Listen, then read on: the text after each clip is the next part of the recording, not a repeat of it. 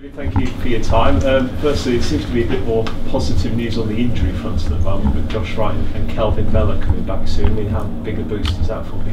Yeah, obviously the injuries we've had, it's also made the games a wee bit more difficult. Seeing them back out running today, and hopefully they'll be back training next week, so we're delighted in that aspect, and hopefully we get one or two more back before the end of the month. Yeah, what's the latest regarding Alex Jones and Jake Reeves in particular? Yeah, I think both of them will be ready to join in. Hopefully by the end of this month they'll be back training fully. So also how long it takes us to get them back up to match speed. Also we're going to have to play some games to get them done. But as we try to get some games arranged for players coming back, but it's difficult because we have so little numbers. Is that maybe a possibility of a check and trade trophy game might come in useful in that sense? Yeah, I think so. I think we've got an opportunity to give one or two the younger players a game, and it might even be that to get the full court on the bench, it might be younger players from 18s will be joining in along with us, but it's important that they get some game time. We are limited with numbers just now, and it's a great opportunity if you're a young kid at Bradford just now, because you're going to get an opportunity. When you look at how many players you do have injured at the moment, how difficult is it from your point of view to not rush them back because you're so desperate? I don't think we're desperate. I think the players who have been fit have been fantastic. And the last 2 weeks I've been in, I can see a big difference in training. Also we've seen a difference in games, and hopefully another week's training we've had today, this week, has been high intensity. So we're just hoping the players take on board what I'm trying to do, and we don't pick up any more injuries, because that's the last thing at this moment in time that we need. Do you think about possibly strengthening in terms of maybe free transfers if you need it? Yeah, I think we're always working, we're always looking. It's got to make sure it's right for us. I just don't want to take players for the sake of taking a player. I have to make sure that anybody who's going to come in is going to add quality, and they've got to be adding that quality to push people who are coming back, to make sure there's competition for places. So I suppose one free signing that's already looked to have paid off quite well is Jim O'Brien. How pleased you be with how he settled in so quickly? Yeah, in terms of fantastic professional. I think anyone who's seen him last week playing the game, he's committed, he's experienced, he's a voice in the changing room, and that's something that I'm massive on. I think he helped to lose next to him, Lewis O'Brien. He spoken well through the game, so it's just one of these things now. We can add one or two just now to make us stronger, and hopefully get us into January too, because at this moment in time, if we pick up any more injuries, especially the amount of games that's coming up, then I think we'll be back down to very light numbers. But as I say, the positive thing that I do have is I'm looking at the 4 experienced players, and hopefully we'll be back very soon and compete for first team places. Just on Jim as well, you talked about how vocal he was and how he was getting stuck in with tackles. It's something the fans certainly got in touch with us afterwards and were impressed about. How much did the players need that on the pitch at this moment in time, do you think? Someone like him in that sense? I think now, the way I want to play, I think most players were doing it. I think you're seeing a lot more press in the team, and as I say, it's going to take me another few weeks to get them up to speed to do it, but I'm positive in the way things are going. I've had a great reception the 2 weeks I've been here.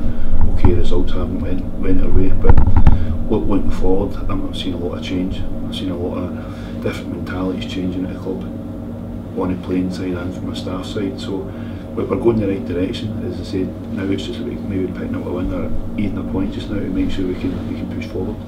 You mentioned the mentality there. How do you work on that with a group of players, particularly in the situation they're in? Yeah, I just think it's about giving people clear instruction, how we're going to play, how we're going to go about our business, and I think that they've took it on board.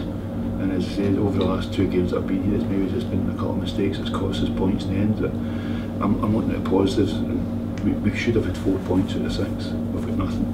But the good thing that I'm seeing is I'm seeing the culture changing. I'm seeing everybody buying into what I want to do, and as long as we can keep doing that in the performance and keep going, then results will follow quite quickly. Just on Jim as well, how much does having him there help Lewis O'Brien out, particularly in the middle at the minute? Yeah, I think Lewis, a young boy, has just made his debut. He's come in from Huddersfield. I thought he was excellent on Saturday. I think anybody who watched the game would have seen everybody, not just them two, but I think everybody gave it their all.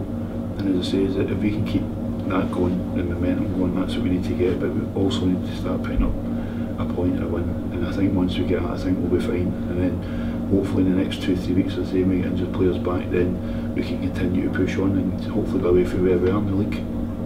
Just on the captaincy as well, so with Josh Wright out injured, Owen Dore was captain last week, despite Anthony O'Connor, the vice captain, being out there. Have you made a decision this week about who's going to captain this time? No, as I said, it's one of those things at a time where I've got a decision to make, and I made it on what I thought was right.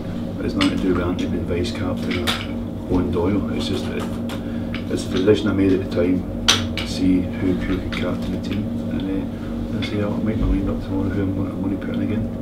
How do you view generally awarding captaincy? Do you look to have one man and stick with it, or do you like to change? No, I just think everyone's coming at one time just now. So your captain gets injured, you've got to make things, and I just think now that I'll go along with one just now. I might change it Saturday. I've not made my mind up yet. So I think I need 11 captains at this moment in time. I need everybody not focusing on an armband. That's the least of my worries. The worries I'm wanting now is to get performances, and hopefully we can start picking up points. Well, that's in the next game against Doncaster. What are you expecting from them? Yeah, we know they had a great result last week at Walsall. They're a very fluent attacking team, and we know it's going to be a difficult game, especially at home. So we just need to make sure that we're ready defensively, and we need to match them, and hopefully we can go and put on a good performance, because they say week and week the performances are getting better, the players look different and fitter. And that's all I ask of the players just now, and hopefully we can keep a clean sheet. That's the main aim that we'll be aiming for on Saturday. So I think a lot of fans saw encouragement from the defeat to Cheltenham, despite it being a defeat. But what are you looking for in particular from Doncaster? Regarding Doncaster, or regarding us? Regarding yourselves and the performance of us. Yeah, the thing is, like everything else, we know it's going to be a very tough game. They're a good side. We know that they play ball forward, they try and get as many people forward as they can. They'll attack you from downsides, middle areas. They've got very good players, but we need to make sure that I'm concentrating on Bradford. That's the main thing that I need to get my point across to them. And if we can keep doing that and keep doing the things, get better at it, get fitter, get stronger, then I'm sure we'll be fine. Just finally for me as well, obviously big news surrounding Bradford City this week. So unfortunately you've got Stephen Darby suffering from motor neuron disease. I mean, how did you feel when you heard that news in particular? I think I didn't know Stephen, but everyone I spoke to at the club, everybody, the players who knew him, said he's a fantastic person, fantastic captain, fantastic player. It's something that we as a club will be looking to see what we can do to help him and his family.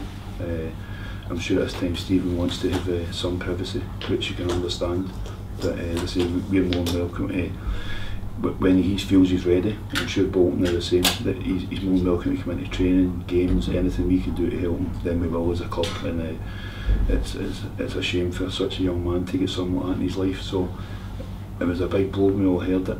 I could see in the staff and the players who did know him, and even myself who didn't know him personally, but everybody I've spoke to said he's a fantastic person, and it's something that I'm sure both clubs will look to do something.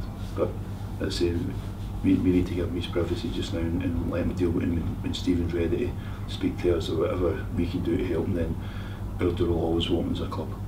I know, speaking to Owen Dole a few moments ago, he said they're keen to put a performance on for him, and I think the fans are certainly looking to honour him in some ways. Is there a little bit of extra motivation in that sense?